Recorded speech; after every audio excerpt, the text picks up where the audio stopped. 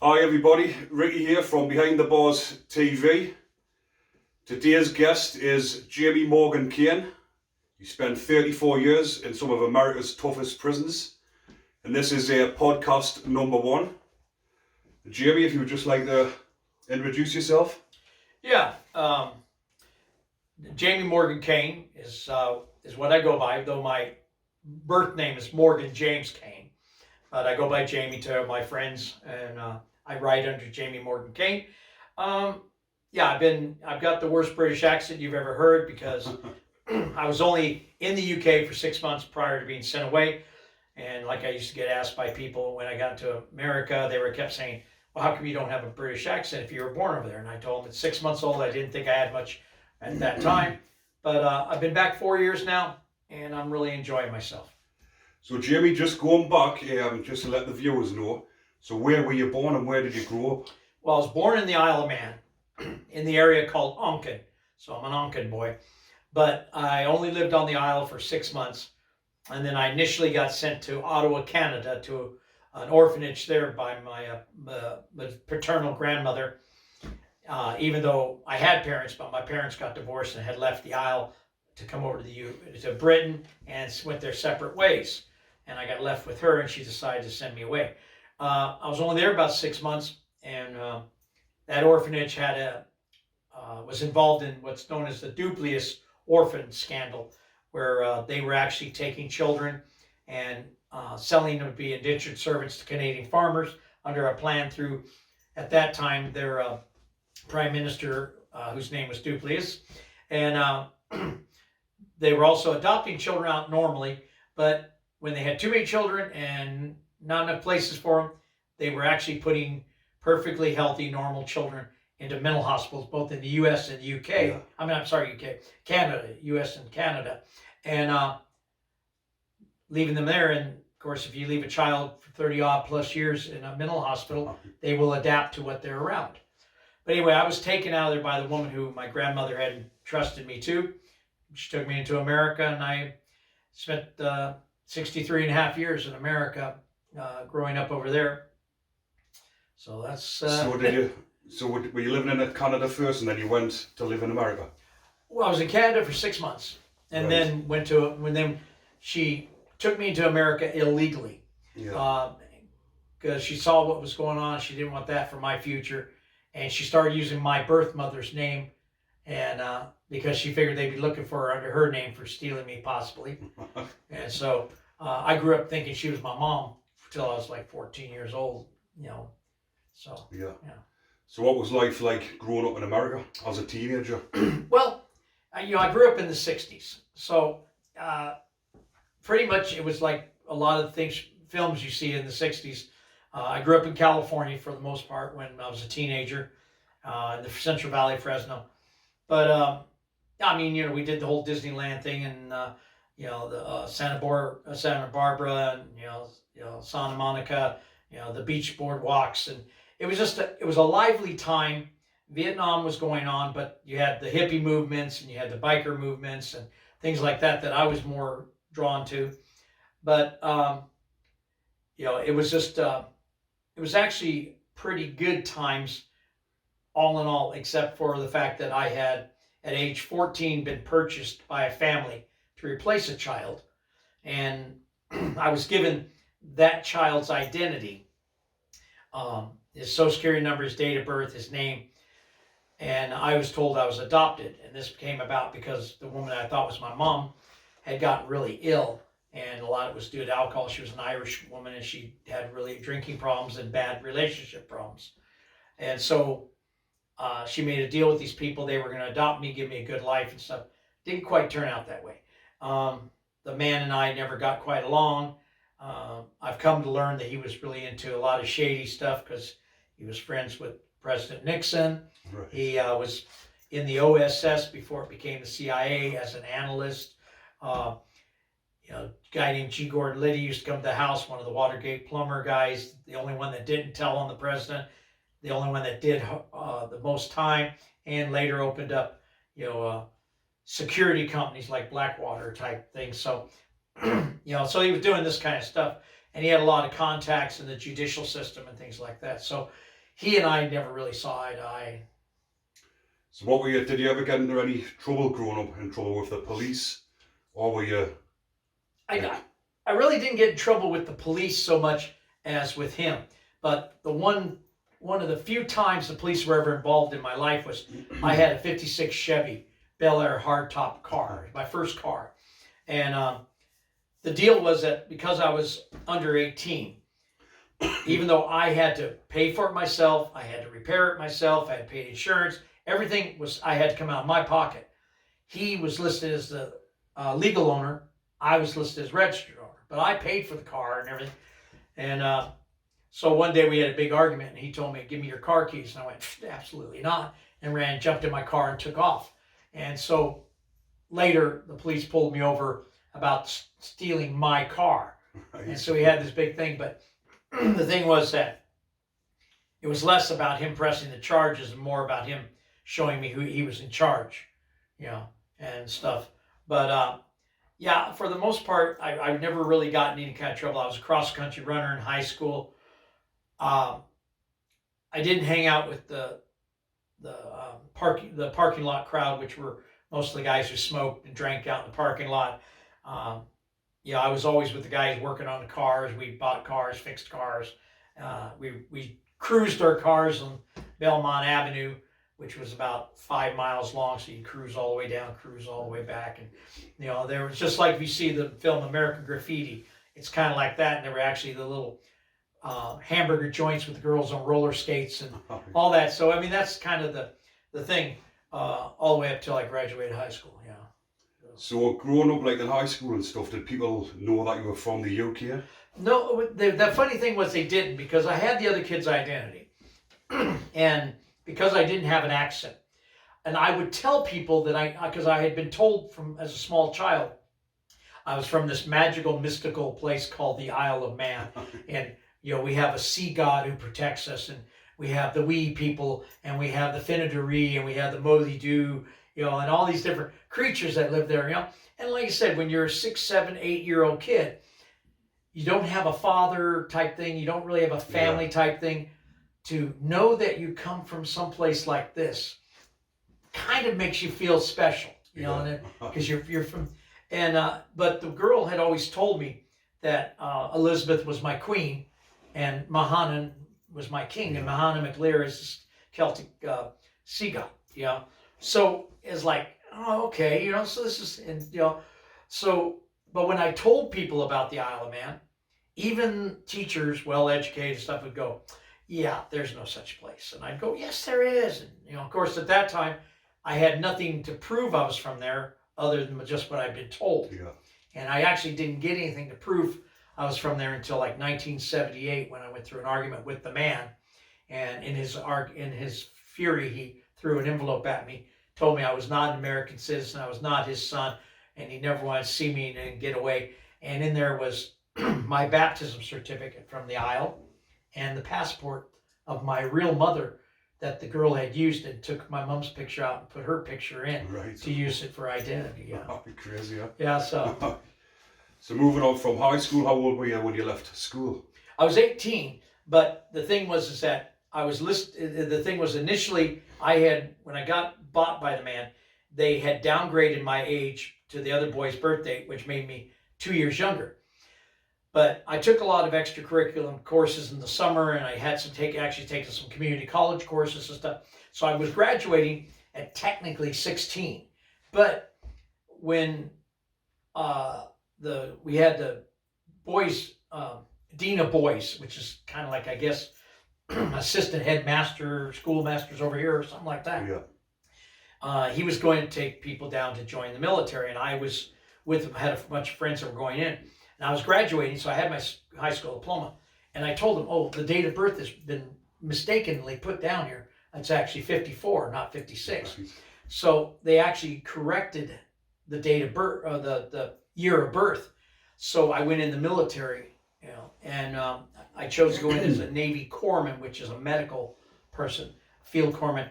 So I'm attached to Marines. I'm the guy who would run through gunfire and stuff to take care of my men. I'm out in the field. I only wore Navy uniforms when I was in boot camp, when I went through Navy Corps School, and then for a short period of time when I worked the ambulance squad out of 32nd Street Naval Station prior to my being discharged out. Yeah. Rest of my wore Marine uniforms. Right. So how long were you in serving? For 4 years. 4 years, yeah. 72 to 76, yeah. Yeah. So you've come out of the army. Was it classed as the army? No, I was US Navy. US Navy. So you've come out of the Navy. You go back to California. Well, I was in California because my Navy training was in San Diego. Right. Got it. And then my medical Navy training was at Balboa Hospital, San Diego. Yeah. My Marine Corps training was Camp Pendleton, which is up by San Clemente area there. And then basically when I was back in U.S. soil, I was right there in San Diego and Balboa Hospital, or I was there at 32nd Street Naval Station. So I've stayed in that area through my military time. And so when I got notified I was going to be getting discharged, because what happened is after the Vietnam War, the U.S. decided they were going to downsize the military because they were going to a peacetime military. They didn't need so much. And this was really heartbreaking to a lot of guys I knew, because they went in and were trained for combat jobs that had no civilian conversions. Right.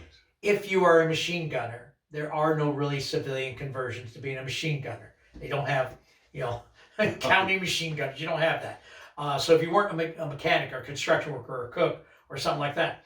So a lot of people were greatly affected being told they were going to be let go and not having the opportunity to, because a lot of them went in to do 20 years so they could retire with a pension and stuff. Now they're being told it couldn't happen. So for me, though, is that I had a secondary fallback, is that I love motorcycles. I had my first bike when I was 15. My very first bike was a Honda 305 Dream that I built up from many, many parts of other 305s. And I had that for about 6 months, and then it ended up getting swapped over without permission from me by some of the bikers around, and they ended up getting me a 62 Sportster. So I had a Harley from the time I was 16 years old on. So I rode Harleys. When I was in the military, I bought another disassembled Harley from a scrapyard in Mexico, because we were right there at San Diego, Tijuana border, and I had a lot of friends there, and built that up. So as I was getting told I was getting out of the service, they notified me in September of 76 that come December I'd be discharged. And so I started planning the idea that what I really wanted to do was I wanted to have a motorcycle shop. And the way I looked at things is that being a motorcycle mechanic, or any mechanic, is kind of like being a medic, because you work on something. And if you think about a bike and stuff, the frame is the bone structure.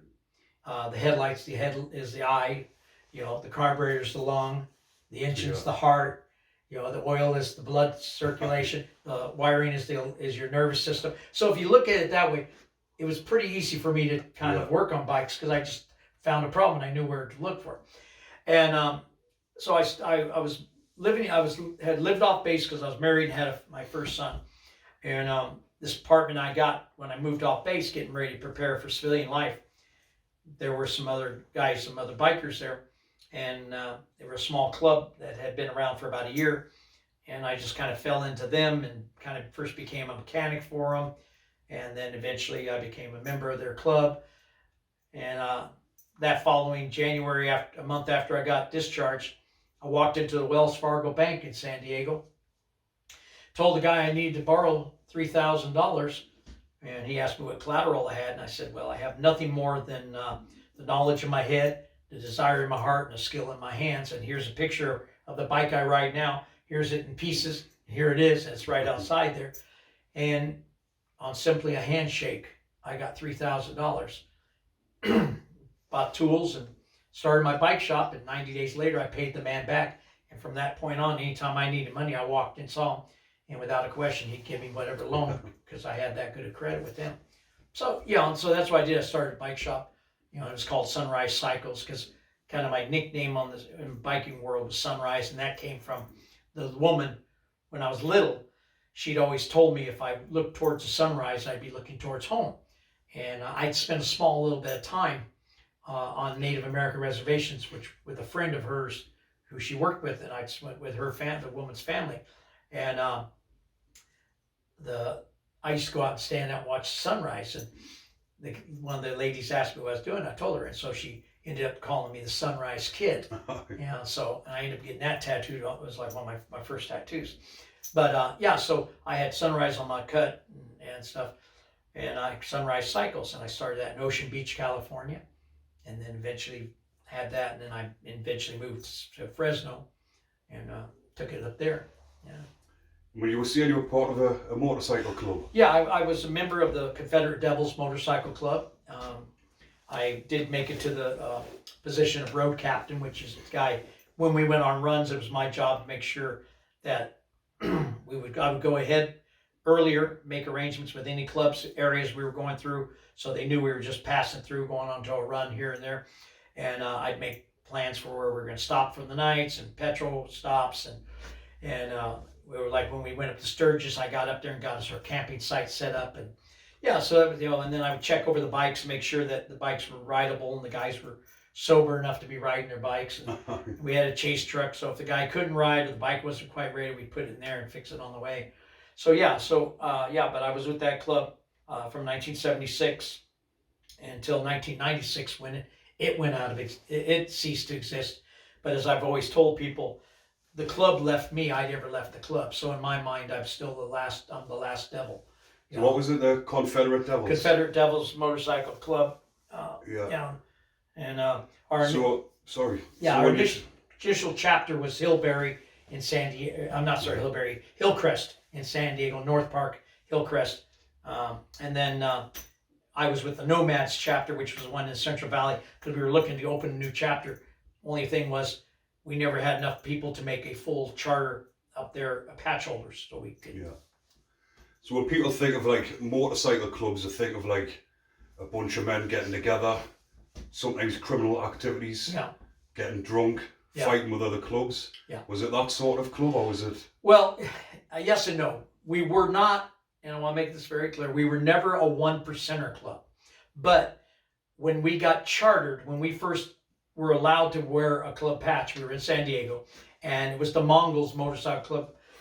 The president of the South Bay Mongols, a guy named Fat Man, was the one that initially approved our patch. And the reason was because the guys who had started the club about 9 months before I got with them had decided to run black and white rockers, which was the Mongols' colors. Right. So we had gotten pulled up for that. So we changed our colors over to basically a 5-color rockers, our letters were gray, outlined in black on a white rocker with a goldenrod border. So nobody else's was even close to ours. So though we were never 1%er, we had been basically a 1%er club had basically given us the okay that we could run. But at the same time, because I ran a bike shop, I had interactions with a lot of clubs over the years. And some clubs, there were minor clashes with from time to time. Most clubs, I didn't have problems with anything along that line. Yes, there was drinking. Yes, there was fighting. Usually at bike runs, rallies, somebody thinks there's something that's been a disrespect. Some guy says something about some other guy's bike or his lady, and that would start a fight. Yeah. And of course, a lot of times, if your guy was on the losing end, other guys want to jump into it, and then other guys jump in from the other side. So it could get into a bit of a melee. And with my medical background, I did do a lot of fixing people up at these. But as far as criminal activity, the majority of my club all had legitimate jobs. There were some guys that were ship fitters. We had mechanics, welders, things like that. But we had 2 guys in the club. One who did, have a connection to sell marijuana. And then we had one of my club brothers who was a gun runner. But his attitude was the U.S. government sold guns to other people, and he was a taxpayer. So if he gets guns, he should be able to sell them to whoever he wants to. And so there was that kind of thing. And both of them did get in trouble, and both of them did go and do time for their things. But as far as the club was never actually indicted for any kind of that. Though we did have guys get in trouble for, like, say, drunk driving and simple assaults and stuff. So we did have a lawyer and a bail bondsman that we would keep on tab. So when we needed them, we had them, So. So I think a lot of people over here in the UK, when they don't really know much about motorcycle clubs, Yeah. you see programs like Sons of Anarchy, Yeah, well, and you see that sort of thing going on, and you get that picture in your head, but you don't know until. well, I'll be honest with you. I'd heard about Sons of Anarchy, but I didn't see it until I came over to the UK. And I've watched the program, and I know that there were some people that played parts in it that had been Hell's Angels and stuff. And I have a lot of respect for them. I actually had bumped into Sonny Barger when I was a teenager at a Bass Lake run. Not got to know him, but he came through where we were, and bikers I was with goes, "Hey, Sonny, we got some guys over here," and he went, "Yeah, kids, keep it up, ride free," and he just went on away. But I got to just have that moment, eye contact and things. So I've always, and I've known things he's done through the years, and I've always had a lot of respect for the man, for the dedication to the clubs and stuff. And but the Sons of Anarchy, I have to say that a lot of that is very, very true to life. Yeah. In a lot of the things they do. There are clubs that 90% of their cash flow is through criminal activity. Some of it's not as criminalized now as it was. I mean, you got clubs now who actually run medicinal marijuana farms in America because they've approved that, and they sell to the cannabis, pharmacies and stuff. But I mean, I knew clubs that had bars and clubs where girls danced, and they did escort dancing where they go out and dance at people's sorority parties and stuff like that. They did do porno movies and stuff. And yes, there was probably prostitution going on that I couldn't actually say for a fact, and and stuff like that. And drugs, there was always a certain amount of thing. Though for me, like I said, when I grew up with the bikers, first thing is any real biker in a club never used a needle. That would get your card. The club they might give you one chance to go cold turkey dry out, and then you get your bike taken, your thing, and you get run out of the area. Patches did get burned off if you had it tattooed on. That was something I've known's happened before, or inked over, and usually they gave you a choice. But if you didn't, if by chance you didn't do it when you were supposed to, if they caught you with it, they burned it off. Yeah. That was factual.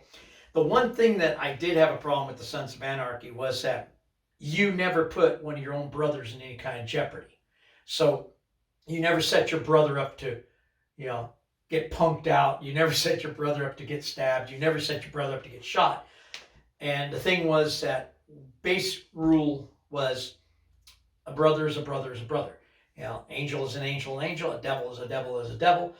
Even if your brother is doing something that's not quite right at that moment, you back him. Yeah. And then the club will deal with him at a later time for whatever the transgression was. But you don't let him you don't walk away and let him get dealt with by other people. He's a club brother, So that was one of the things in Sons of Anarchy. There were a few times where they did that kind of thing, and I was like, that doesn't I mean, it just really doesn't work that way. The other thing was that because we were in America and guns are so prolific, because I had my own business, actually had a legal gun permit. So I'm running around with a patch on my back and a legit legal gun under my shoulder. I used to do money drops for a few friends of mine who did have adult bookstores. Then I used to go collect the money because they were like older Armenian men, and they were in all their gold and stuff. They were prime targets at 2 a.m. to do a money drop. But for some reason, I pull up on my Harley dressed the way I was.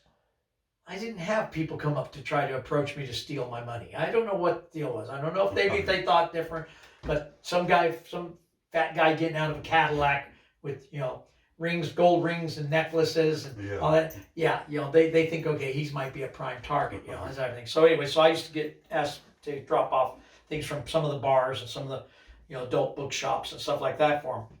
Not a problem. But yeah, I mean, and then with some of the thing also over here, you don't have bounty hunters. They don't do bounty. In the States, you do. And because we had a bondsman for us, there were times when he would ask some of us to go pick up a bail jumper for You know, so yeah, we go do it because we get paid for it. That's part of how we put our money back in our club. You know, and I'm sure people have watched that dog, the bounty hunter type thing. Yeah, well, you know, okay, you know, he's in that. I mean, with us, first off, people didn't really expect bikers to show up. They're expecting more average guys. Yeah. So bikers show up. Yeah, we did have beanbag guns. You know, yeah, some of our guys did carry, you know, short batons inside their jackets and stuff. But I mean, but mostly the thing was just that we were just, you know, there 3-4 of us, and just, you know, and of course, and you guys may not realize, bounty hunters had better rights to arrest than police officers.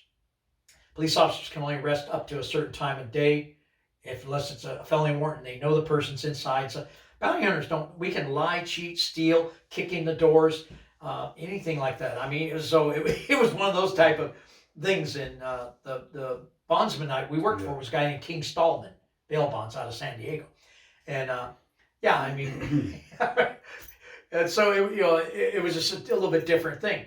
And of course, over here, like I said, I have watched that the programs over here. Can't pay, we take it away. And I've watched that kind of program because that was, you know, like I said, I've had to learn a whole different cultural thing. And even bikers over here that I've come to see were different, because like when we went on runs, we'd fly our colors representing our club, you know, and we might mix with other clubs as it was a big run, toy runs, Sturgis, Daytona Beach, Laconia, you know, Redwood City Run, things like that. Over here, and quite honestly, in the 4 years I've been here, I've seen only 6 people with patches on the roadway riding. Yeah. 2 were actual angels in London. I saw them come through. Don't know where they were from. I just saw their patch. And then I went up to Hertfordshire to a cafe thing where there was a gathering of different clubs and stuff up there. And there were some troopers and a couple other little groups and stuff that I didn't know of and stuff. But when I've gone on Facebook pages, it seems like there's a whole lot of clubs here. And then the other thing over here, you have MCs and MCCs. And I've yet to be able to quite understand the difference.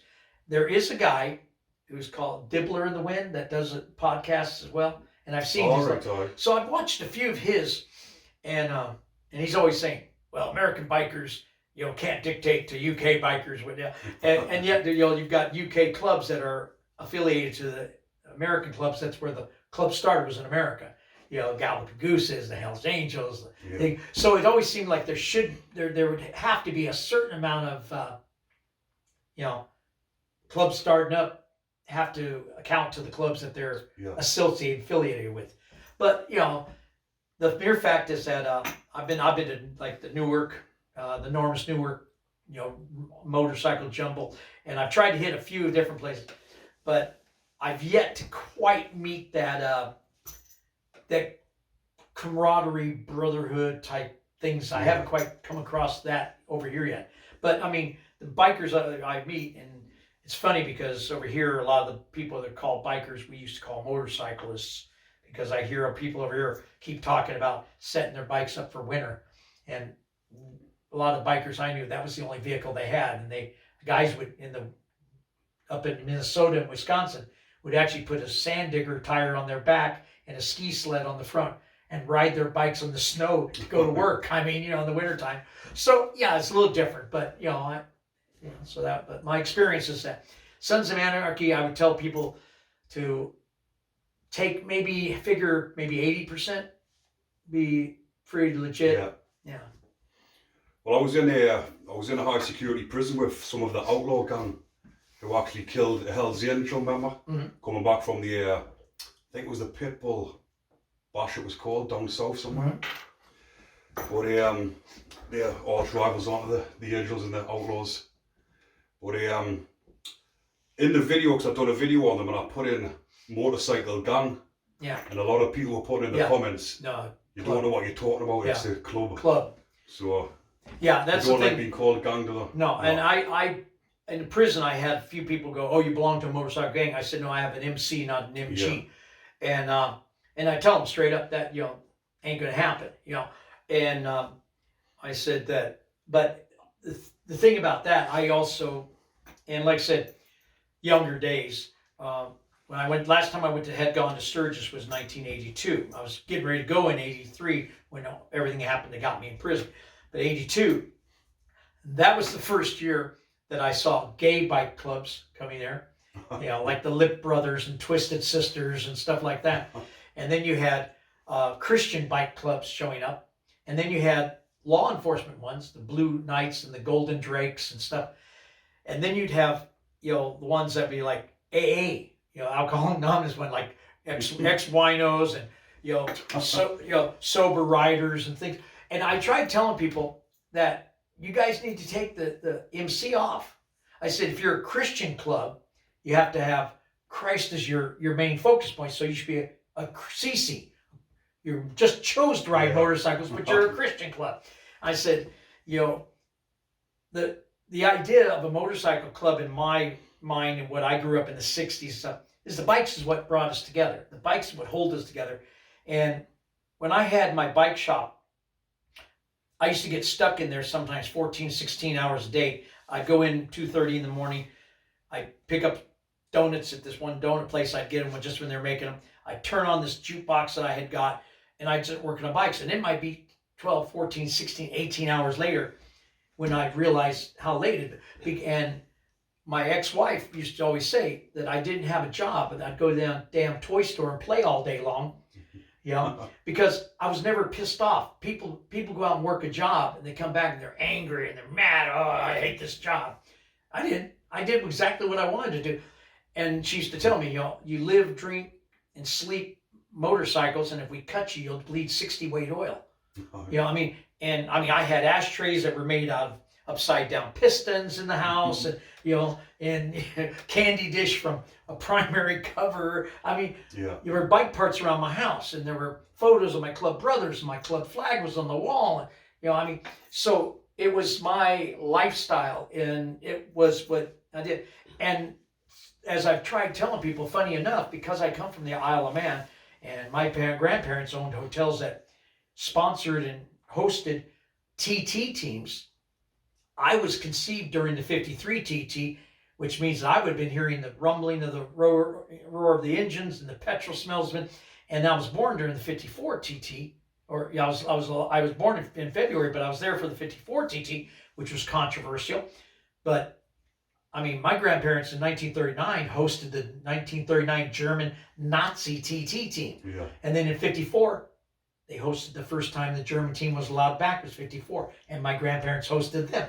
So motorcycles have been in my life just before I was born. And my very first toy is a brass motorcycle racer. I should have brought it, but it's a little brass motorcycle racer that we've come to find out that I received when I was about 5. And it was actually a part of a corkscrew made in 1954 for hotels on the Isle. And we believe my grandfather took the corkscrew off and ended up getting it posted to me through people. And I had that. And then it was taken from me when I got with that other family. And then 2 years ago, it was mysteriously mailed back from the Isle with a letter saying, we believe this is yours. It was in an envelope saying James on it. And it was all old war, the discolored cord and stuff. And it said, we were told that this belonged to a boy who was sent away to Liverpool and by our grandmother. And we believe that this may have been why you couldn't have gotten home sooner. You didn't have this. Even my first toy for first 7, 8 years of my life was a little motorcycle. And I rode my first bike with somebody else when I was 8, and so, for me, bikes were always the big thing. So moving on to the prison, we're going to talk about how you ended up in prison, but you ended up spending 34 years in prison for a murder that you didn't commit. 34 and a half years, But two of Jamie's books here, the first one is 34 Years in Hell, My Time Inside America's Toughest Prisons. These are available on Amazon. It's on Amazon. You can also get them through W.H. Smith and Waterstones. If they don't have it in shop, they can order it for you. And the most recent book is Behind the Granite Walls. And that's more about the prison stories. That one is. That one is all about the stuff dealing with prison. And It was basically after people had read the first one and read the prison stuff there, they wanted more. And so when they contacted me, my publisher, because my first book has pushed up towards over 70,000 copies now, and Brilliant. and it's an ebook and paperback and audiobook. This one's just an ebook and paperback, as far as I understand. But they chose to want to do a second book, and a lot of this, even though it can be a standalone book, a lot of this answers questions people may have had from the first book, and it goes a little bit more in depth because this is just about prison stuff. The first one I talk about some of the famous people. This one's not this. Some people I talk about, some of them are not as famous to most people, but if you're in California, you might know some of them names and stuff like that. Yeah. But I will put the links to the books in the description if anyone wants to go and buy the books to show your support and obviously read some interesting stories. But leading up to the murder, how did that come about? Well, it came about basically, is like I said, there was a lot of stuff going on out and around me that I was too much into my life with my bikes and my club and things like that. So a lot of things I didn't know was going on. But the boy that I replaced, what we later found out in an affidavit that was sent to immigration by the man who purchased me and gave me the kid's identity, is that he named the brother-in-law to the woman I thought was my mom, her first marriage. The man she married, his brother, he named him as the guy who took the other boy away to take him back to the place they adopted him from. But nobody's been able to find the other kid. And if basically I had his identity, it meant he didn't need it. So it's been assumed by many people, including those in authority, that he was probably killed, but nobody knows for sure. But anyway, that man, so he was kind of like, weird way, not directly related to me, but the woman had had a couple of daughters by his brother. And so I thought they were my half sisters. So in a weird way, he was kind of like a step, half uncle, weird thing. And I happened to run into him in 1980. And they were living down in West Covina, and they were living in a really bad situation and stuff. And it was kind of a weird idea of how I met him, because I went down to get some bike parts for an old flathead I had, and the guy gave me a great deal on them, actually a better deal than I probably should have gotten for it. Yeah. And I went to a restaurant with the guy, and this girl happened to be there, and we met. And when thinking back on it, it just seemed like too much of a coincidental thing. So it was believed to be set up type thing. Anyway, so here I've suddenly thought I found a younger sister, and she wanted to move away from that area. It was a bad area. And so she decided to move back up to Fresno, where I was. They got their own house. I came down, helped to get them up there.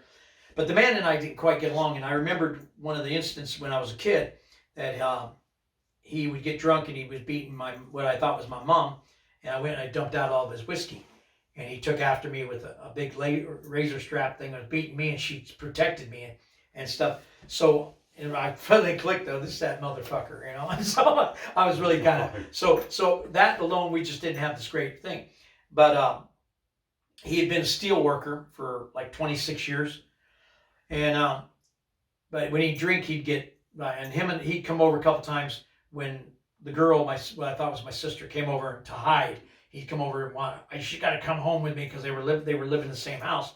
And I said, no, and him and I had some fisticuffs and stuff so there was a record, the police department, we had incidents, but because they never caught us and neither of us pressed charges, it was only notes in their notebooks, no actual hard paper. So anyway, he ended up getting into a situation where he had choked her 2.5-year-old son, and it took my wife and her to pull his hands off. And then he was in the car with her driving somewhere, and he just started punching her, and she pulled up and jumped out and ran in. And she ran into a battered women's center that she knew about, and he got arrested. And when he was arrested, he had a 25 automatic pistol and a wallet holster, a belt buckle knife, and a sword cane. And while he was in the county jail, he was there for a couple of weeks. He couldn't bail out. He didn't have the money to bail out. He was new to Fresno. He'd only been there 6-7 months, something like that. And under the own recognizance where they release you on your own thing without being bailed, you have to meet certain points. Well, he didn't meet these points, but he suddenly got released. And I didn't know he'd been released. But what is believed is that he contacted the man who bought me, Dr. Wetmore, and told him, look, if you don't get me out through your contacts, I'm going to tell people when I know about what happened to their boy. So he got out. And before he got out, this I also didn't learn till afterwards, the girl, his niece, had given my wife capsules, asthma capsules he had, to take to the county jail to give them to him. And as I've talked to a lot of people that have done jail time, and some people who've never have but have had friend or family do it, they know you can't just go down to any jail and tell the guards, oh, here, I've got these pills for him, or I got this. It just doesn't happen, does it? It didn't happen. No. But my wife did try to give them to him, and the jail said, no, we'll anything he needs, we'll take care of. But she had him, so when he came out, I was away working with a friend of mine doing some roofing work, and he came over, showed up at my house. My wife fed him. Shortly after, she gave him a pill, gave him his pills, and he took one, and he collapsed within just a short period of time. She packed up my son, took off. I come back, it's like nearly midnight. Her car's not there, which is unusual. Lights are all off, that's unusual. I come in, I've got a dead man on my floor. And people always ask, I said, well, because I'd been a medic, and I'd seen dead, and I could take pulse. The man was dead. No marks on him. So I didn't know why he was there. He wasn't supposed to be. He was supposed to be in the county jail. He had a .38 revolver on him that I don't know where he got, but he had that. He had a knife, but he's dead on my floor. The only thought at that time, and I know people have asked many times, well, why didn't you call the police? And my things were a couple of things. One, I arrived at a bike club. Two, I've had altercations with this man.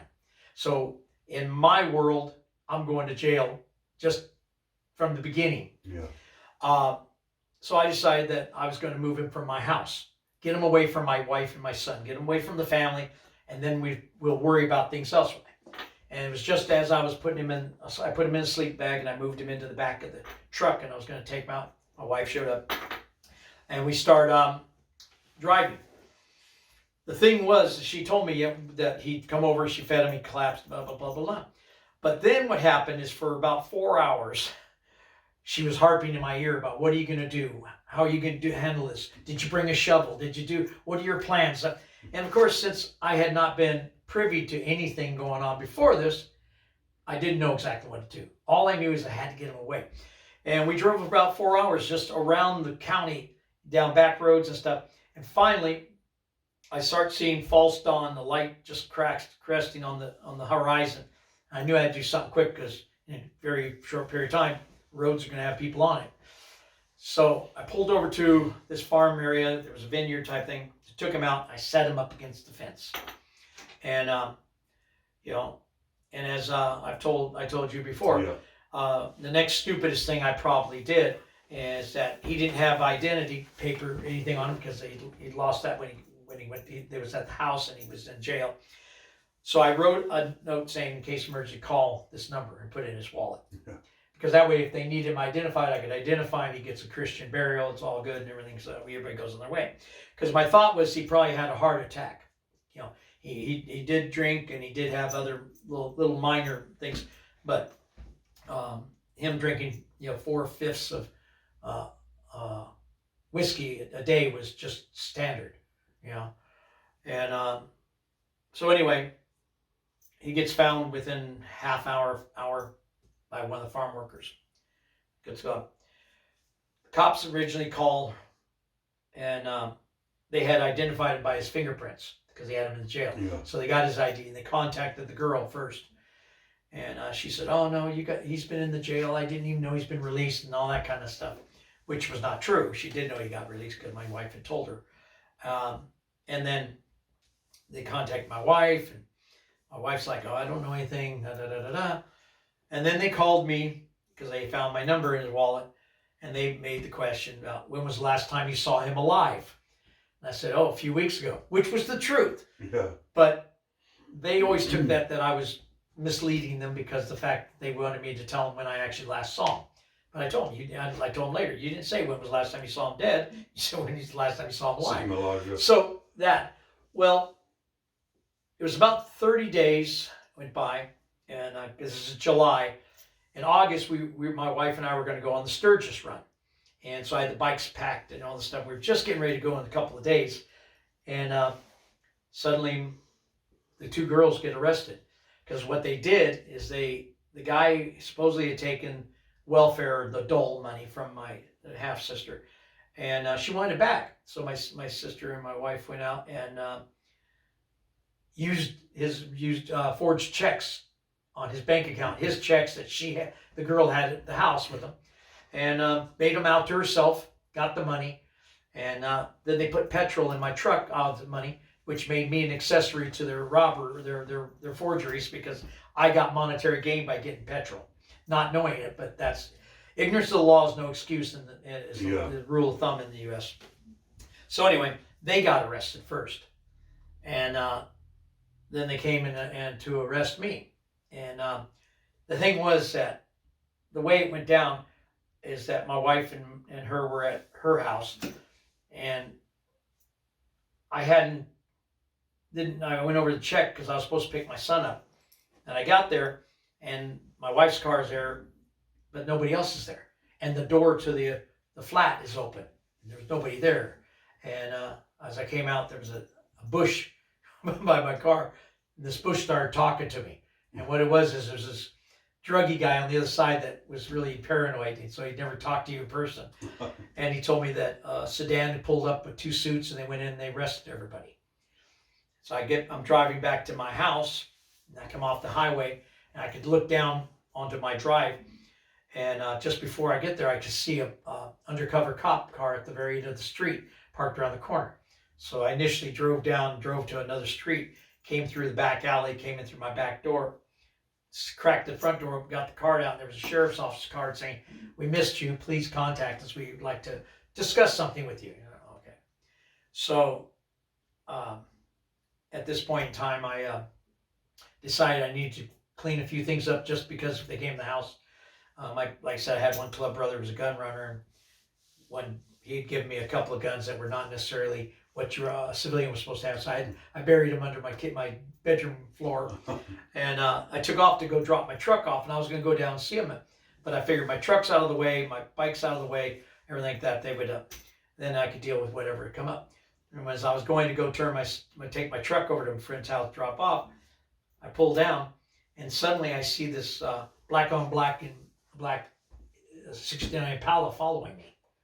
And like you were talking about clubs having problems. Well, we had been having a problem with a couple of people dealing with club business. Yeah. And I'm looking in the window, and I see two long-haired guys with beards, and I'm thinking, crap, this is what I need now. And I didn't have a gun on me because I made sure I was clean. So if you're going to the sheriff's office, you don't want to be packing. Okay. And they ran down, and they followed me, and I finally thought, I got to get rid of these people. So I punched it, went through a red light, made them chase me. Got down to where I decided that if this was going to come down to something, I wanted lots of witnesses. So I pulled into a big shopping center where lots of people are, petrol stations. I pulled my truck around, jumped out, and ran towards them. And they come running out, and one had a little sawed-off shotgun, and the other one had a pistol. And I got slammed on the hood of the car, and it turned out they were undercover cops dealing with gang motorcycle clubs and stuff like that. And they arrested me. Took me down, but the funny thing was, I was only being arrested for being an accessory after the fact. This was way much more than an accessory after the fact arrest. It's not the way you do it. Yeah. And then, but anyway, so I was in the jail in 6 months, and they just kept changing my charges every couple of weeks to rearraign me, to keep me in. Took my bail from $50,000 when they found out I could make that, raised it up to $500,000. My wife. The girl first was being charged with forgeries, and they were threatening her with 18 years in prison. And she said, "Let's talk." Was that just off the checks? Just off the checks, yeah. The thing was that the coroner report came out and said that the man had been strangled. That was the cause of death, was strangulation. And the girl was quite a large girl. She was like 5'9", about 300 pounds. And so physically, she could have been someone to do it, but they more likely thought I had done it. But they didn't have anything to actually link me to it. So what ended up happening was they threatened her with 18 years in prison for forgery. And she said, well, let's talk. And she said that my wife had poisoned the guy. And then everybody went, what? So they went back, did another, coroner did another autopsy. Sure enough, they found potassium cyanide. My wife had admitted she'd given him the tablets. She admitted she'd made him dinner. At no point in time was I anywhere involved. Where she asked where she got the tablets, where she said she got it from the other girl. When she asked the other girl says, I don't know what she's talking about. But the other girl got full immunity. So they charged my wife with murder 1, 2 counts of special circumstances. Murder for monetary gain. You got the 2. Yeah. And they tried my wife. They got a hung jury. One man said he couldn't bring himself to sign off on having a woman killed, though he didn't mind if she went to prison and died naturally of life without. He didn't have a problem with that, but he just didn't want to be the guy who put that. But the other 11 were willing to do it. So they pulled me in. DA came in, my wife's attorney, my attorney. The guy says, you got 15 minutes. I'm going to offer you a one-time deal. The deal is right now, if you take this deal, if you stay out of trouble, you'll do 13 years. And I'll drop all pending charges on your wife. And he goes, so you got 10 minutes. Now, who do you think could do better time in prison, you or your wife? You're a biker, you're ex-military, blah, blah, blah. Your wife is a mother and works in a mini mart, cashier, you got 5 minutes. Oh, how are you going to explain to your son that you had an opportunity to save your wife's life, his mom's life, and you chose to let her die? You're a biker, right? You're a tough guy, right? So are you really just going to let the boy know that you just let his mom die? Oh, you got 90 seconds. In 90 seconds, I walk out of here. Now, I won't even oppose your parole, but this is the one-time deal. Oh, in 30 seconds, I walk out of here. So what are you going to do? My wife's attorney, my attorney said, well, we'll get a better deal. And the guy goes, yeah, you're going to be out in time to see your son graduate high school. I've got 15 seconds. How much? What are you going to do? So I took the deal. And the thing was, it was going to be, if I got into trouble, it'd be 27 to life. But if I stayed out of trouble, I'd do 13 years. And so... So what was the deal? Was it their admit to the murder, or was it... The deal was I would take responsibility as head of the house for any crimes that happened within my family, knowingly or unknowingly, that I would take the responsibility. And the attachment was, the fact is that, I was an accessory to crimes that happened after the murder, though they could not actually say I did the murder. Right. So, and in California, there's one guy that's in California right now that has been in prison 10 years since the crime has stopped being a crime. They changed the law, and what he went to prison for is no longer a crime. And what he went to prison for was that he was somewhere when somebody was talking about possibly doing a felony that was going to involve possibly somebody losing a life. And because he didn't call the police, and they said, well, we don't know if you heard the conversation or not, but you were there.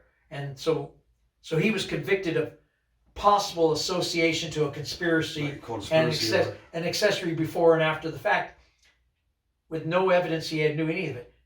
And they gave him 35 years to life. And 10 years ago, the court struck that down, saying, yeah, that's not really a good law because that's too hard to prove. But every time he's filed for it, they said, yeah, but you were convicted.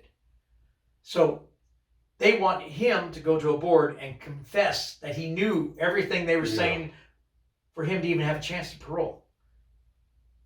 So, I mean, that's why it's crazy. And like I said, that's the thing, is that how easy it is to get into a California prison. It was just absolutely amazing. And the amount of time they started giving out after I got out. I mean, they were even stopping people with non-life sentences that were 1,500 years, 2,500 years, and telling you, oh, you only got to do half of that. And if your math is any good, you realize that you can't make it. You know. Absolutely crazy, the sentences in America, aren't they? Oh yeah, and like I said, and you know, they also have the 3 strikes and 2 strikes depending on what state, and each one has a different way of reading, figuring out how that goes. So yeah. So what was your first experience like of prison? Someone that's never been to prison before. Okay. What was it like on your way to prison, and what were you thinking? Well,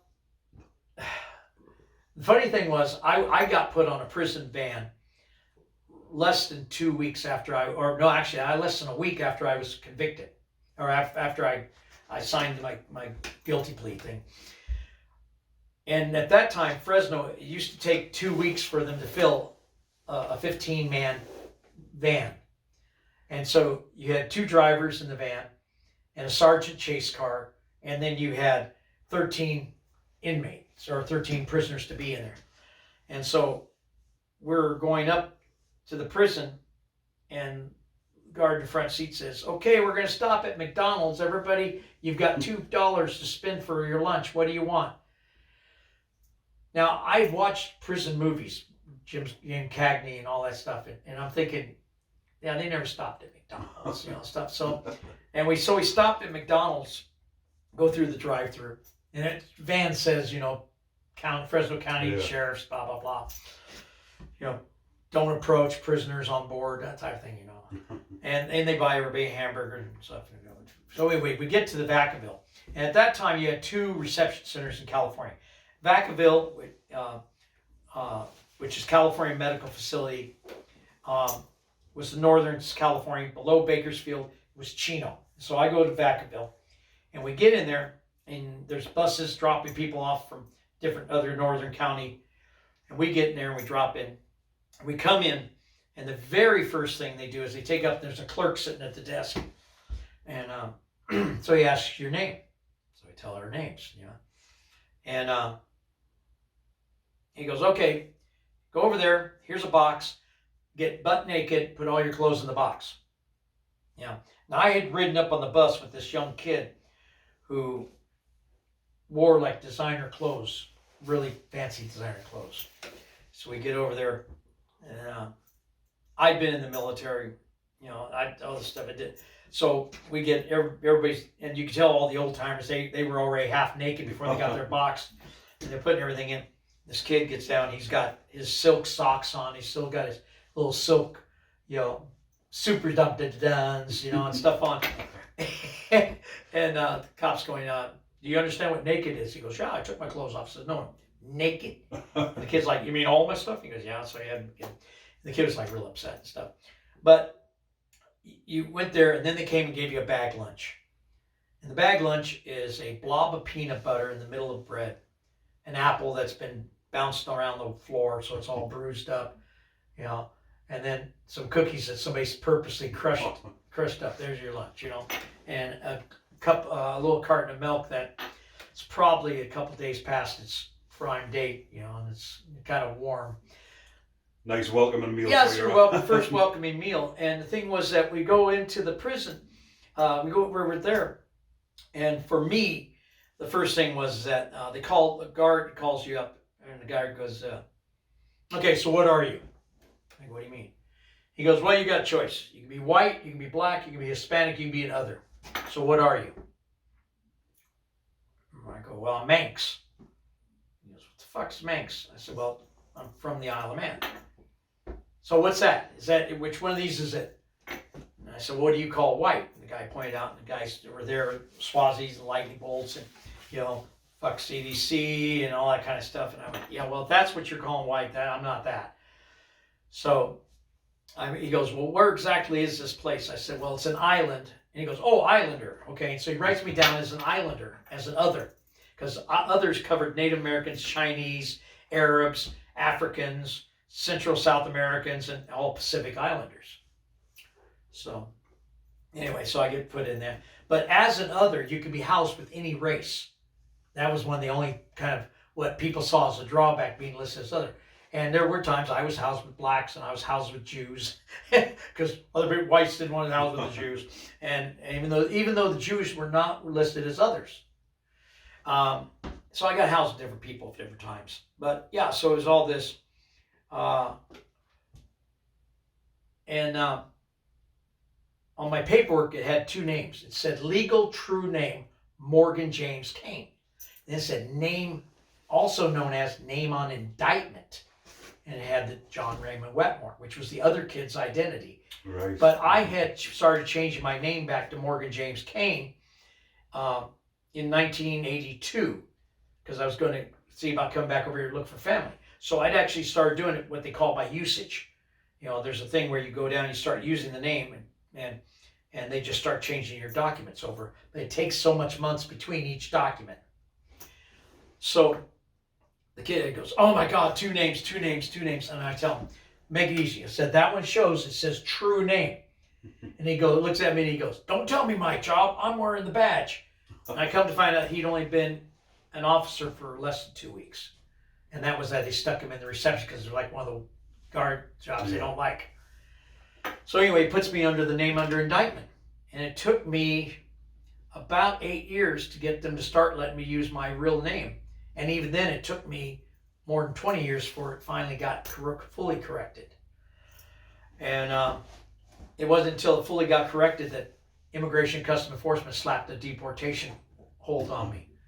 You know, they said they'd been looking for me all these years and wanted to know how I was hiding from them. So I wasn't hiding. You need to talk to them people. But they put me in a first cell that night, and I was always told by people, don't ask anybody how much time they got. That's kind of rude and crude and all that kind of stuff. And the first guy I got celled up with, he was sitting up on the upper bunk. And he was crying when he went to sleep. And he did this 2 nights in a row. And finally, the third night, I said, hey, he turned the light on and said, hey, you know, what's up? And he told me he had gotten a year and a day, but with all of his jail time, he came to prison with 61 days to do, and he was down to 59 days. And when he said 61, I went, what, 61 years? He went, oh, God, no, 61 days.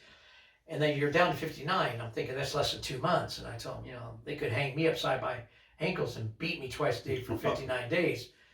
And I couldn't do it. But like I said, time does differently for different people. And less than a couple of weeks later, I would stop being his cellie. I'd moved on to another area. But he was somewhere else. But I worked in the hospital at the time as a surgical tech. And he was brought in. He'd committed suicide by making a noose out of a sheet with single-edged razor blades in it. And left a big 14-page suicide note about why he couldn't do the time. You know, and then that kind of brought things home to me about, yeah, you know, some people need to be listened to a bit more. Some people need to be watched more. Yeah. You know, so. Obviously would have been suffering with his mental health at the time. Yeah. And that was not, and even though we were at the medical facility, that was not a priority for people I saw a psychiatrist a week before I got transferred to a level 4, and only because I was going to a level 4. And he goes like, how do you feel about that? So what level was this that you were at the minute? Just for the viewers. The Calvary Medical Facility technically is listed as a level 3, but until you get classified, you know, you could be, you know, a category A level 4 type of situation. But they could put a guy who is a serial shoplifter in with a guy who is a 5-time, you know, sexual predator, murder rapist. Yeah. They'd be celled up together. I mean, you know, so it wasn't like you got and then they go to a classification, and then they go, oh, wait a minute, you're in the wrong place. You should be over here. You should be over here. And then they start doing that thing.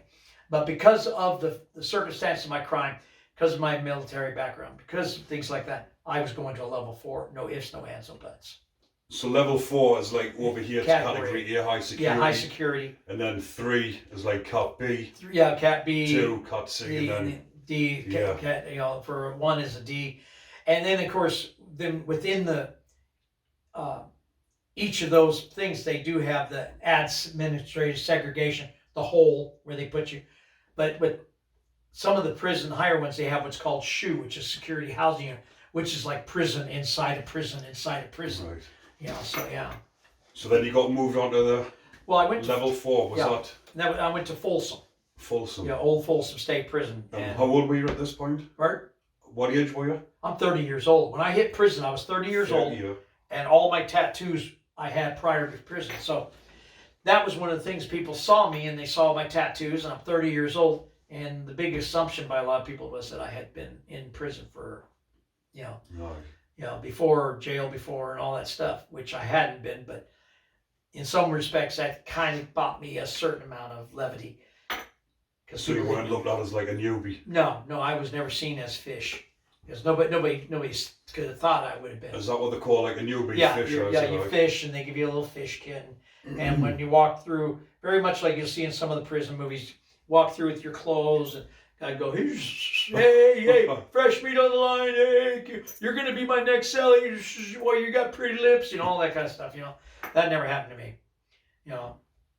So is that sort of stuff go on, what you see in the movies like that? So, yeah, that did happen when you got through, Yeah. But the Folsom thing for me, what happened before we got through that part, we drive to Folsom, and Folsom looks like a castle in the front. It's got a big gun turret, a big gateway, iron gates. And when you come through the gates, we used to come in on what they call the Gray Goose, which was like a big school bus painted a kind of a off grayish color.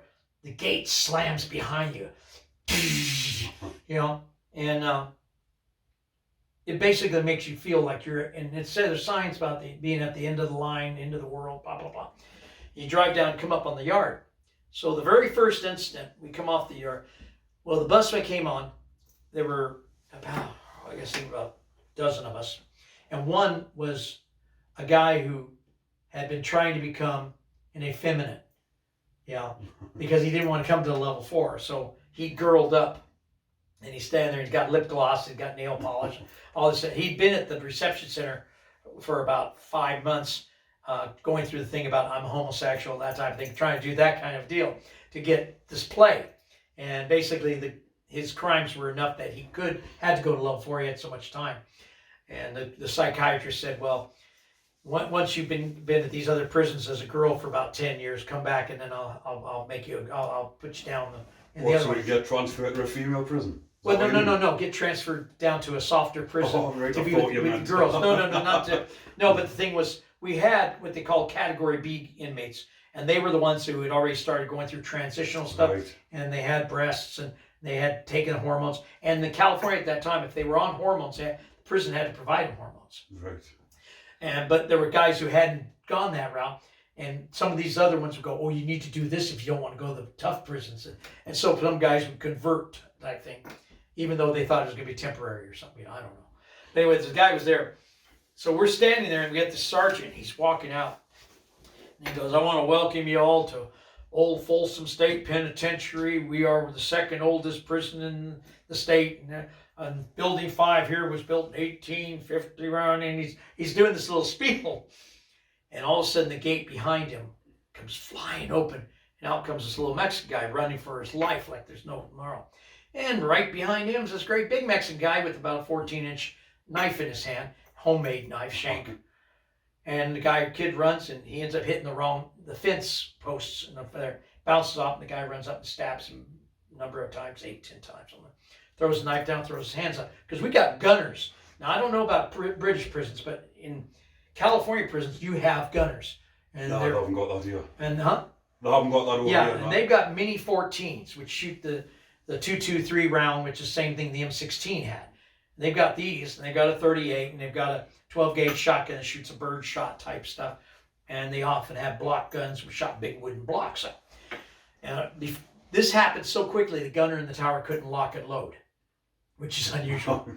And so the guards all rush out. Well, as soon as this happened, the queen, the girl, fell out. And the sergeant, without breaking a beat, goes, and as you notice here at Old Folsom State Penitentiary, we have unscheduled extracurricular activities happen anytime. And then he looks at me and the other guy, because we're on both sides of it, says, hey, you two, pick your girlfriend up and bring her inside. So we had to pick this one up and take her. Passed out. They had to actually take medical. I mean, just completely smoothed out. Yeah, so we went in there, and they do what they call 103B card, which tells everybody everything about you, where you're from, what county you're from, what your crimes are, how much time you're doing, if you have any affiliations, blah, blah, blah, blah. And then right after, they walked over to get our clothes, stamped your numbers in your clothes, and took your housing units and stuff. Yeah. So what was the housing units like in that prison? Was it single cells, doubles, or was No, it? no, I don't imagine there was many single cells. Was there? part of Fish Row it was single cells on Fish Row initially. Was that when you first? That's when you first go in. But all the cells in building 1 is 5 tiers high, it's double-sided, so there's 4 blocks, A, B, C, and D. And people are looking down, people are throwing things down, calling to you. Some people, there were old guys coming back in that had been there, and they go, "Hey, Tony, you're going to come back, you're going to be my cellie again." So friends were meeting up with friends and stuff, and stuff like that. But with me, like I said, I didn't know anybody, so I went in, I got my little single cell and stuff, and you're there for a couple of weeks, so. It must have been quite daunting for you, was it, for like going into a prison like that and then witnessing someone getting stabbed straight away, and then? Well, like I said, or said, were you just taking it in your stride? Like I said, I had seen people shot, I had seen people stabbed, I'd seen people blown up, I'd seen all these things, but I didn't say to you, when I first went to the reception center, we went to film one night, and that was the first time anybody got stabbed in prison that I ever actually knew, because I was back up against the wall, and when we'd go out, there was a guy sitting on the front row, jacket over, he'd taken somebody's girl to the film, and the guy came in and stabbed him through and put a jacket over him. So I learned, I pretty well figured out that life was kind of cheap inside, and I watched people get killed for a pack of smokes. You borrowed it, you owed it back, you didn't pay it back, and guy got beat up for borrowing some soups and not paying their top ramen soups back, and so life inside could be cheap, so that's why. But for me, I wasn't there to make friends. I wanted to get in, I wanted to get out, I wanted to get on with my life, and I always thought I was going to get out. That's why I never became institutionalized. So was there a lot of gangs in that prison, then, was there? Well, the guards had the guns on the gun. Gangs, I mean. Oh, gangs. Oh, yeah. Sorry, gangs. Yeah. My Geordie accent. There are a lot of gangs. Yeah. Well, there were, because you had the different Mexican gangs. Mostly at that time, you had your Northerners and Southerners. Funny enough, Folsom is in the northern part of the state. Yet Northerners weren't allowed to go there because the Southerners wouldn't let them. Right. They kind of controlled it. Then you had your whites, and when I got in there was a lot of bikers, and so a lot of the bikers weren't a part of the white gang, so they were listed as white. They kind of hung out, but there were some that got pulled in, and one of the things is that at that time with the Aryan Brotherhood and stuff, if you were a patch holder biker on the street and they got you in their grip, first thing to do is make you cover up your patch, cross out your patch. Well, if you cross out your patch, you can't go back. And so there was some guy, and that's why I'm saying it was kind of a weird thing. But one of the stories I'd learned in the county jail was about when Sonny Barger was at Folsom. There was a half dozen angels with him and stuff. There was a time when the AB had approached him and told him, "Look, we want to use your brothers as frontline warriors going on against the blacks here." And Sonny told him, "Ain't our problem. It's not an angel problem." And the guy tried to threaten Sonny by telling him, "Look, we can kill any of your brothers anytime we want." And Sonny, being Sonny, looked him in the eye and said, "You know what? That's true. But you realize that I can put the word out to over 30,000 Hells Angels worldwide, plus hundreds of associate and affiliate clubs, and we can cut down and kill every one of your fucking families. Because you ain't nothing out there on the streets. In here, you may think you're something out there." And at that point in time, somebody went click. Yeah, our families who bring us our stuff in are, how far do we want to take this? So they went, "We're good," and they left it. So, they kind of, so what do you say, So was there like a superior race or superior gang in the prisons that controlled all the drugs? Or, no. Or did they all, like the gangs that were dealing drugs, did they stay with their own race? Or no. Well, this is the thing. Different gangs where you got different drugs from. So they all had like their little niches and stuff. Like, sort of. But see, here's part of where I ran into the problem with my mindset with the white gangs, where they're saying, we're white supremacists, we're white power, we're the top notch thing, we're better than everybody else and stuff. And then they would tell people that, well, if you're sitting at a table with other races, because they'd make you sit, forward to a table and just coming through a chow line, you might get with them. If a black guy said, "Here, you want my cake? I don't want the cake." You can't take it off if you're one of the white guys because you're touching something that was on a black man's tray. That doesn't mean that the black man in the back didn't put that on the tray, first off. But at the same time, the shot callers and the leaders and all the guys of this other group are buying drugs that came out of another race's butt. So you're not allowed to eat something that was put on a tray by who knows who, but you're okay to use the drugs that came out of another man's butt of another race. I mean, does that make any sense to you? It doesn't make any see, sense. see, that's why. This is why I had this problem when people are saying, "Well, you can't talk to that guy, you can't talk to that guy." But I'm going to use the drugs he just gave me, huh? You know, and my thing was that because I had a bike shop, I dealt with a lot of people in different clubs. There was a black club out in Fresno called the Unknown Riders. I knew a lot of them. They used to come get parts from me, and so I was never the racist person. So I talked to people of different, and I've had people go, "Oh, well, you got a Confederate flag on your patch." Yeah, well, that just to me tells people they don't really know a whole lot about the history to begin with, or thing about patches. Club patches. I mean, no true Hell's Angel believes that they are an angel from hell. I mean, no member of the pagan club means that everybody has to be a pagan. Not all banditos are out there being bandits. I mean, that's not the part of it is the shock factor, part of the different thing. But with our club, when we use the idea of Confederate, it's the idea that the same thing as the word union. You are a group of. So in essence, our club is a group of devils. We use the word Confederate because we were pissed off at the U.S. government, and this was the symbolism that was the opposite. But if people know their history, they know that slavery was done under the stars and stripes of the Union before the Confederate ever existed. The Confederacy came in 1859 and was gone by 1865. So 6 years that there was a Confederacy. And slavery was still going on after that. And then you had indentured servitude going on after that. And the civil rights didn't come into effect until 1965. All of that under the stars and stripes. Yeah. So, get your mind right. Let's go with play this differently. But anyway, so with me, I'll tell people it's real simple. It's my club, and that I stand by my club. But black clubs didn't have a problem with my patch. Yeah. So on about like the gangs and that and the drugs and stuff. So what type of drugs was there in prison? Was there pretty much anything you could get. You could get LSD, you could get marijuana, you could get hash, you could get heroin, you could get cocaine, you could get methamphetamines, and then guys would mix stuff together. And the interesting thing was a lot of the powder drugs coming in, you don't know how often it got stepped on the streets before it got there. And then it'd come into prison, and guys would step on it with using Destinex foot powder or Fruit Fresh, which they used in the kitchen to sprinkle on fruit to make it last a few days longer. And you could always tell somebody who had done drugs that had the Fruit Fresh because their breath would smell like formaldehyde, right? Because that was what part was doing their keeping. Yeah, so I mean, no, it was all controlled. I mean, in that respect. But like the deal was, I didn't do drugs on the streets.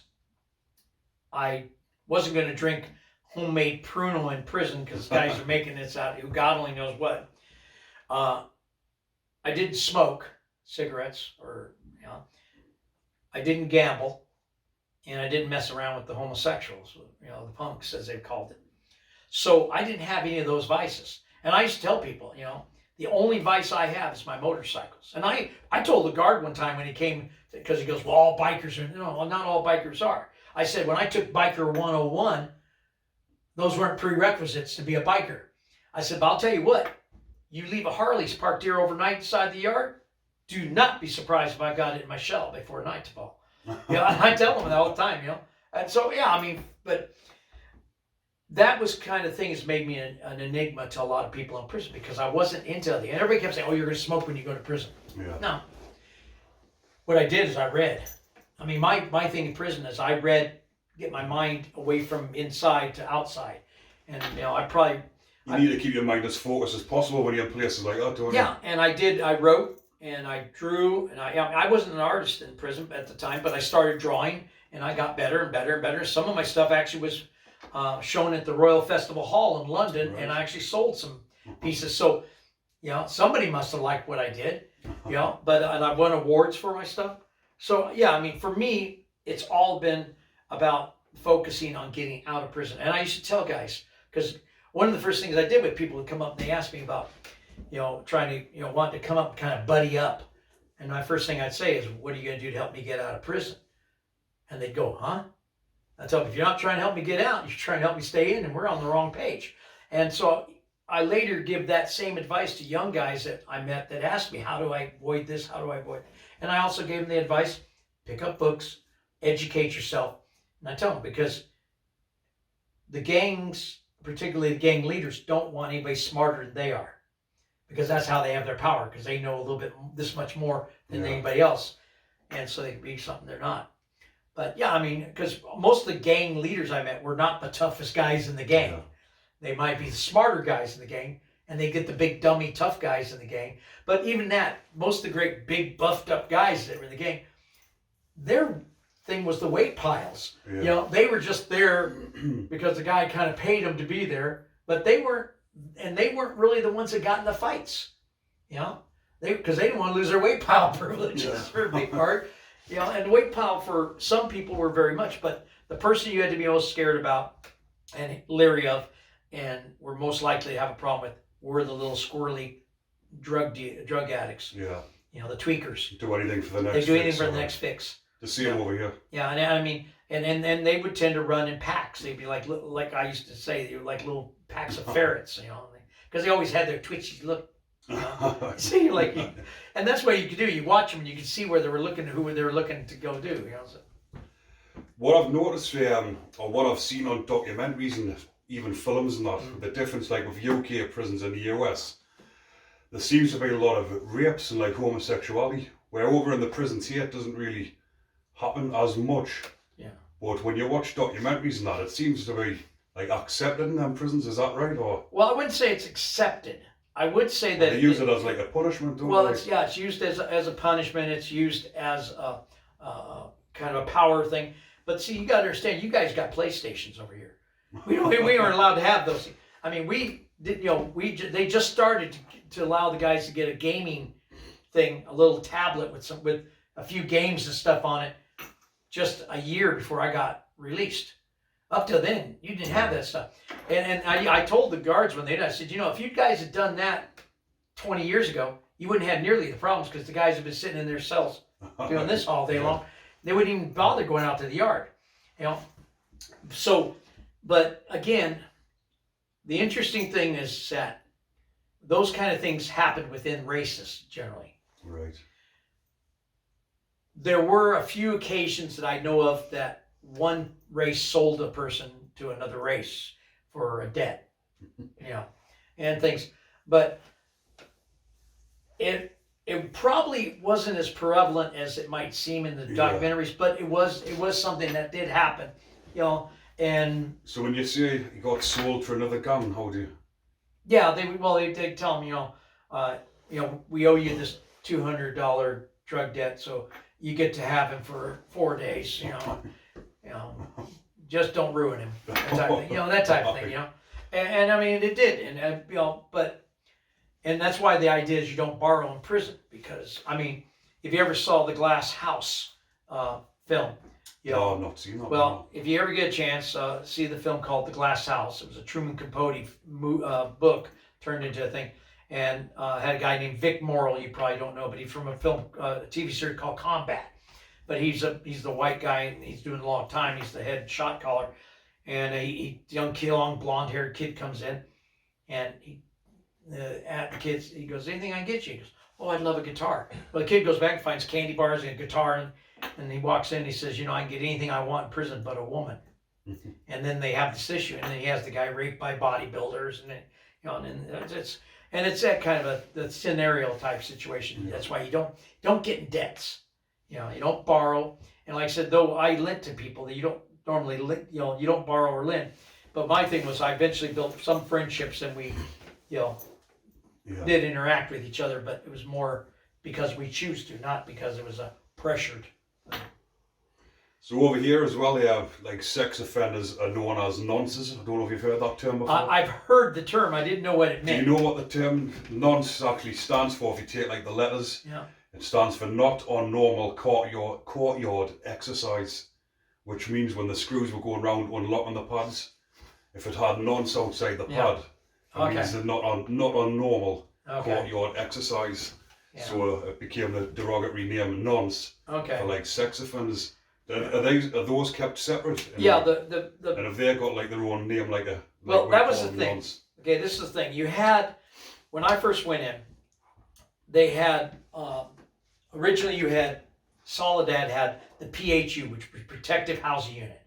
Okay, unlike the security housing, you shoot. Right. There's food. There's the food there. But anyway, so you did have certain sex offenders and certain high notoriety people kept in those. In the PHU, that's eventually where Charlie Manson went when he couldn't walk a line any longer.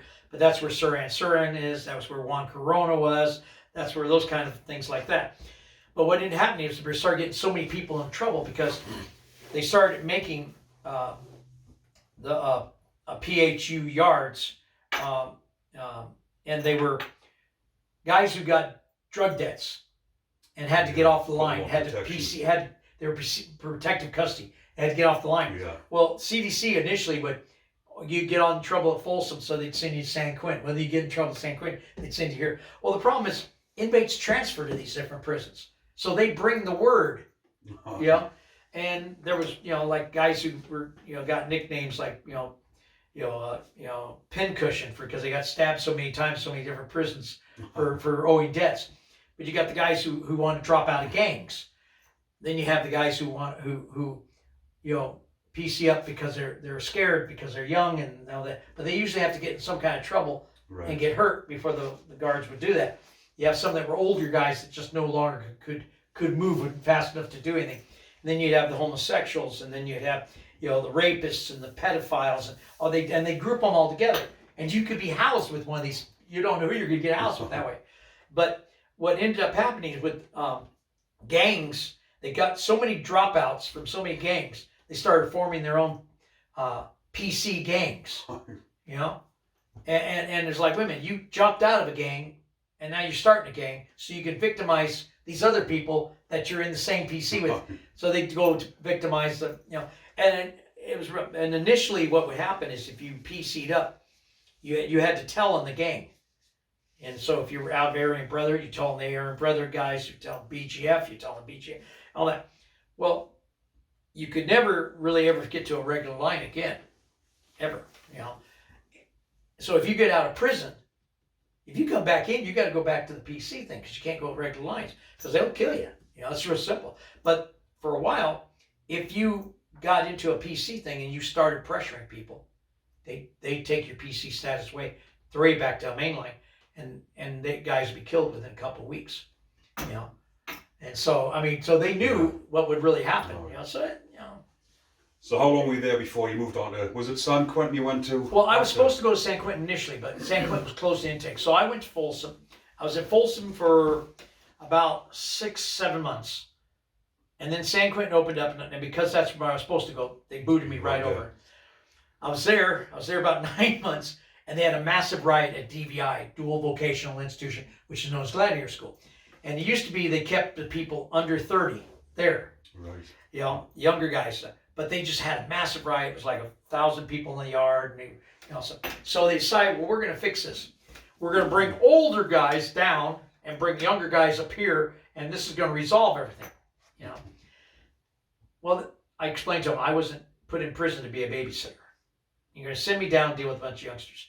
And I got down there, and that's when I first got into my first little other issues with different people because there were a lot of youngsters trying to make names for themselves. That's when I got into really doing the bodybuilding thing, and I went for the 300-pound club. And that's when I had the first fight with the Islander shot caller, who they said handed me my ass, but not before I broke his jaw. I'm serious, But yeah, it just gets on and on and on like that. So was it a lot more violent in that prison? It was because I think that San Quentin's more It's heard of more, isn't it? Well, you hear San Quentin, Folsom more, but they became level 2s over time. Right. But the problem was, you get sent to San Quentin, and now it's a level 2, but you want to be tough because you're at San Quentin. So now you feel you've got to go do something just so you could say you did something at San Quentin. Right. You know? And is that the prison Johnny Cash went into? yeah. Well, he didn't. He went to Folsom. Folsom. And then he did the San Quentin thing. That's why he did songs at both places. Yeah. You know, it's like, Did you ever see him? I didn't see him. It was before my time. But here's the thing about Folsom. I knew some of the guys who had been there during the thing, and I've seen stuff, and I've seen the guys I know in the thing. Right. Well, one of the things Johnny Cash did at Folsom was he threw out some harmonicas to the guys in the prison, right? One of the guys I knew has been kicking himself in the butt forever because at the time he got one of the harmonicas. Be worth a fortune, wouldn't it? And a few months later, he traded it for some Snicker bars. Get a lot of Snicker bars with it now, wouldn't you? Yeah. I mean, it's the idea, Yeah. and he had the photograph of him catching it. All right. Yep. And he had that, and I went into the harmonica. He goes, "Oh, the guy I sold it to for the things, later transferred somewhere else and told somebody that he had one of the ones and they killed him for it. And I don't know where it is now." Well, that's maybe not what you wanted to run around going, Crazy. Yeah. So I mean, it's like I'll give you an idea. We have a thing called the Greystone Chapel there at Folsom. And Johnny Cash does a song called the Greystone Chapel, which was written by an inmate at Folsom, gave it to him at the concert when he came in. And he wrote it and did it into a song, right? Well, in the Greystone Chapel, there's above the back of the chapel where the priest stands and does all the service, they have the Last Supper up there. And it was painted by an inmate. Everybody in the picture are convicted murderers. All the apostles, he did, and then his face is down here in the folds of the tablecloth. He's got his face painted, but all were other than Christ, all the rest were convicted murderers that he knew on the line. So I mean, it was one of those little simple things. But yeah, I mean, some interesting stories, huh? Yeah, well, loads. Well, yeah, but I mean, Folsom, like I said. I worked in the watch office when I was back up the second time, and we used to have to deal. I do their daily activity reports, what's called the DAR, and Folsom is considered to be one of the more haunted prisons, because they had, people for 80 years there were people reporting seeing spectral spirits and in certain areas and stuff, and they did have a mental hospital they built, and supposedly it was never brought into activity. But 2 inmates died in there when they first got it built and stuff, and and Folsom's built in a granite quarry. They quarried out this granite, and we used to pick up granite, and it'd have the crystals in it and all that stuff. But so local Native Americans people talked about that because it's a bowl and it's got the crystals. If you're into spiritualism, that spirits of dead Native Americans are down there, and so. Inmates who die in Folsom Prison their spirits can't leave, and at one time I worked in the hobby shop as a clerk, and come to find out that where my desk sat was where the drop for the hangman's noose was, because the right above was the counselor's office for Building 3, and then when they were doing the flooring, they found the trap door underneath this one counselor's chair, and she wouldn't come back to work there. She absolutely not. So yeah, I mean, but there are a lot of, So how did you went from going to be serving 13 years. Right. And then. Well, what ended up happening, what really started that problem, 5 years after I'm in, the California legislation stripped the good time, work time from all people that had a lifetime on their thing. So suddenly that doubled our sentence because we could no longer get the half-time sentence that we would get. So that happened. And then the following year, the governor got the right to take a date. Prior to that, you'd go to parole board. Parole board finds you suitable. 90 days after they found you suitable, they do what they call RUAP, release upon approval of parole plans. Well, now it couldn't happen. Governor gets the right to look at everybody's parole and take it. Well, they end up getting a governor named Gray Davis. He had been I mean, not sorry, Gary Davis. I mean, Pete Wilson first. Pete Wilson had been the mayor of San Diego. He becomes governor. He's a Republican. He says, if you are in on a life sentence, I've got a no parole policy. And he wasn't going to parole people. And the only people he paroled during his time were ex-police officers who that had worked while he was the mayor of San Diego, who had gotten in trouble for different things. And he paroled a few of them. Gray Davis came in. Everybody thought Gray Davis was going to be great because he was a Democrat and he'd been doing 20-odd years, different departments, including lieutenant governor and stuff, and he carried on the no parole policy. The first person that came in to start giving parole out was Arnold Schwarzenegger. Right? And they'd just taken our weights from us before Arnold came in. So all the inmates are writing to Arnold because Arnold had come to prison and spoke about the benefits of weightlifting. So they're all going, give us our weights back, give us our weights back. And he totally ignored it. And guys were real mad about him. But he started giving out. But one of the mistakes he made when he became the governor was he said he was going to go after the guards union because they become too politically strong.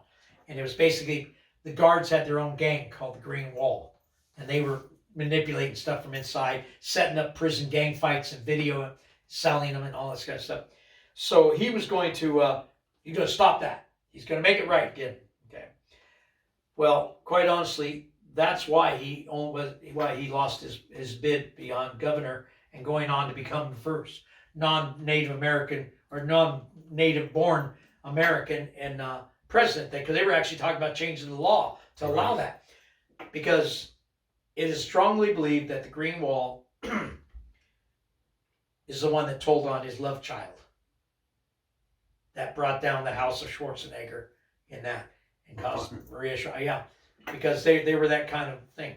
So then after that, Jerry Brown got back in, and Jerry Brown had been the governor in the 70s, and he's the one that gave the inmate Bill of Rights to begin with. He's the one that got the good time, halftime stuff started. He's the one that allowed televisions basically to come in. He was the one that was really into the rehabilitation thing.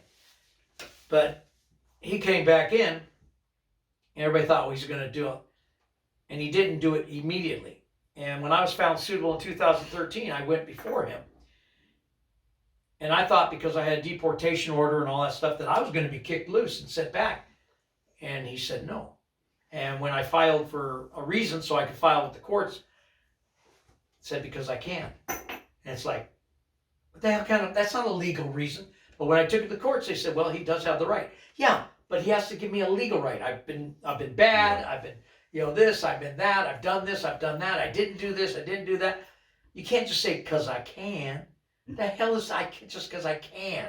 So anyway, but that's what the deal was, that we ended up not getting a date. Took me 4 more years to finally get my date. Second time around, I got it. And there had been people who had had dates 3-4 times taken from them. So I wasn't all that sure I was going to get out that time. I had some people that were supporting me down in London, including Prisoners Abroad. And the local MP for those people wrote letters for me. And it was really funny because the MP was Bambos Charalompos, right? He writes this letter for me. And it arrives at the governor's office, and then a copy comes to the prison. And then I have 2 of the largest guards I knew at the prison come get me to take me to my counselor's office, sit me down, and have the captain come tell me, the hell are you doing having the Prime Minister of England write a letter for you? And I went, what? He says, yeah, Prime Minister wrote a letter to the governor asking that you be released. And I went, he did. Because I didn't even actually know that the MP was going to do it. So they show it to me, and then but I knew the man's name. So I'm looking and I see where it has, MP above it, but it has House of Commons, all the stuff, Queen stamps on it, Royal Mail, all this stuff on it. And what I finally realized is that because California has a lot of Hispanic background, the Spanish language speaks kind of reverse. So if you're going to say White House, you say Casa Blanca, house white. Right. So when they saw MP, thinking in the Latin type terms, they were thinking ministerial primus. Right. Not member of parliament.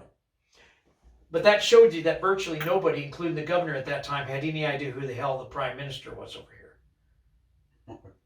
So anyway, not saying that that had a big push on it, but a couple weeks later, I got called at 5 o'clock in the afternoon, told I was going to be turned over to ICE the next morning. And then December 17th, I was released into ICE custody. I sat 2 months in ICE custody, filling out amnesty packets for the guys who wanted to stay in America, and pissing off the ICE agents. Kept getting my ass threatened. You're gonna kick your ass. Yeah, kick my ass. It's been before. It'll happen again. And then 13th of February 2018, they shipped me back. I had saved over $2,500 in my prison account. And when I got here, they'd taken everything and gave me a £5 note. Told me lots of luck, don't ever come back. Have a lifetime ban from the U.S.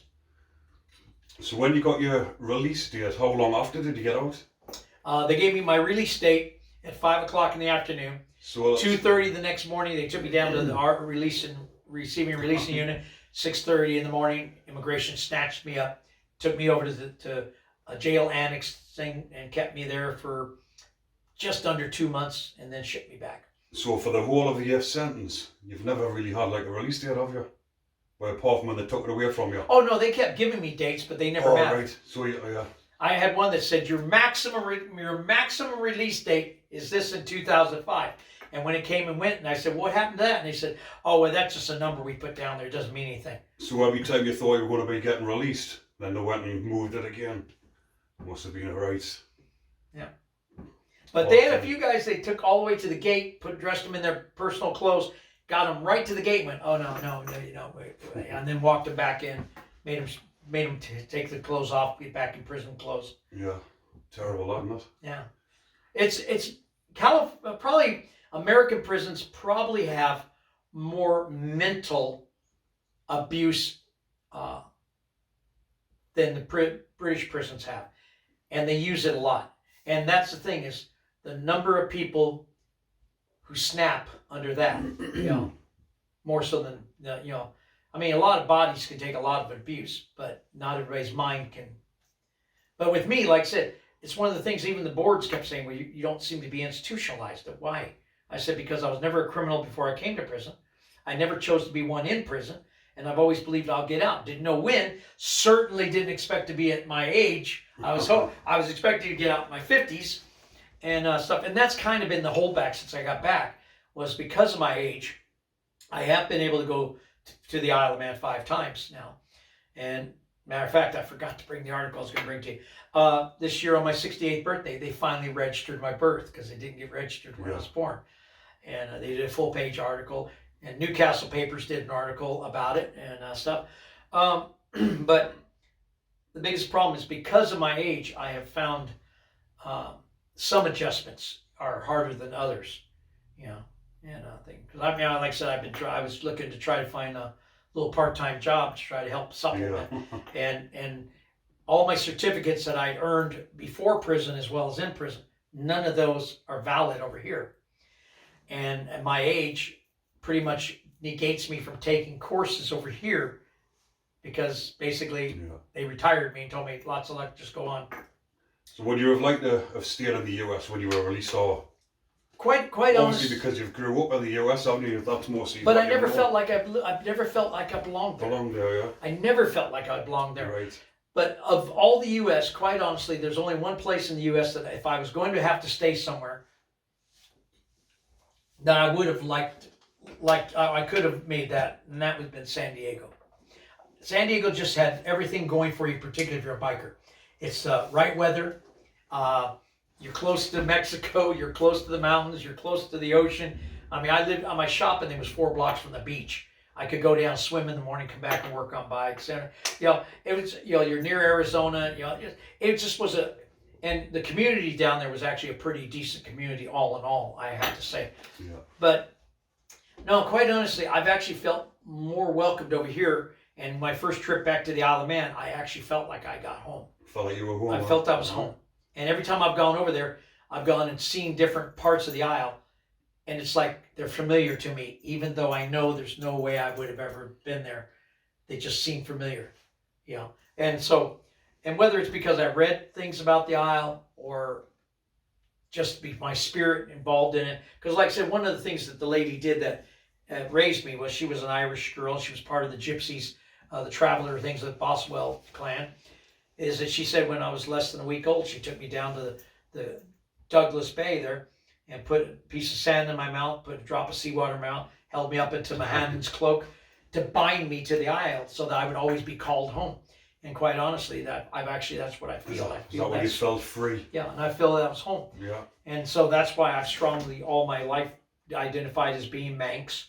And now my birth's registered, and as everybody says, I am Manx. Yeah. And I was born in Onken. I'm an Onken boy. Yeah. So, but I live up here in in the Newcastle area now. And like I said, the people have been great. I've met a lot of good people, and I don't want to make anybody feel bad or anything. But I lived in London for, like I said, 3.5 years and stuff, and I didn't find it to be as friendly or as welcoming in this area as I found in other parts of. Because I went to Hertfordshire and Herefordshire, Gloucestershire, and there were places there that they just seemed more welcoming. But up here has been, really good. I've been up here now, so yeah. Just to finish off, obviously on this channel I try to let the youngsters know what prison's like. Even though you weren't, as I say, a criminal growing up. Right. What would you say to the youngsters watching this that are going off the rails that could be ending up in prison? Well, as I said, over in the States, you got guns more than knives being the biggest issues.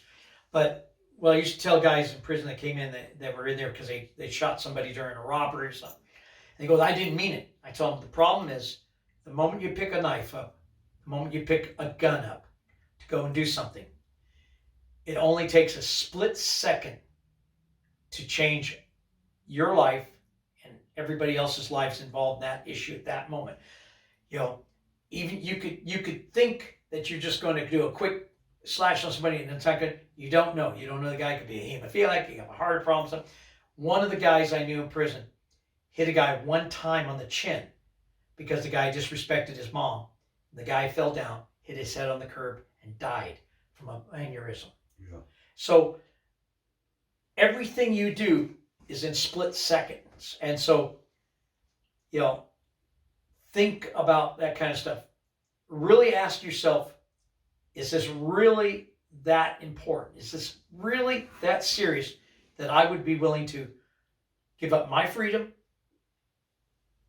change my family's lives, my friends' lives, this other person's families?